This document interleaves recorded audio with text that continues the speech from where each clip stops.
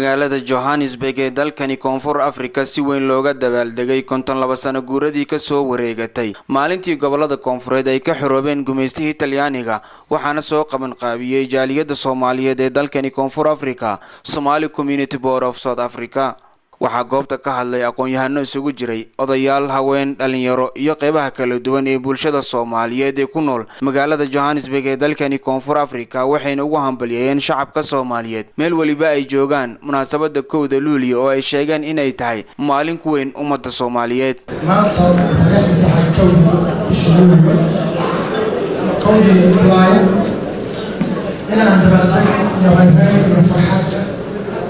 يتلاشى الحصول وين صار كحصول سنقولي قبل كنتها حريتي صوماليا إسرائيل قبل صوماليا سيدو كان واحد في هذا اليوم إلى سيد الجرة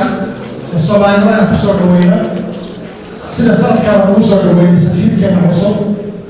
سيد حسن شريف عبد الله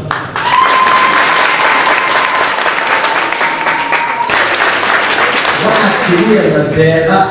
أو المانتين كبر الكرام وحاويات واحد إلهي خالق وكيه أو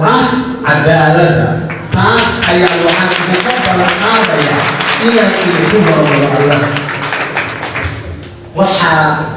ذكرتا كو إلى واتسر وطن الصوت عفري ذلك تنتي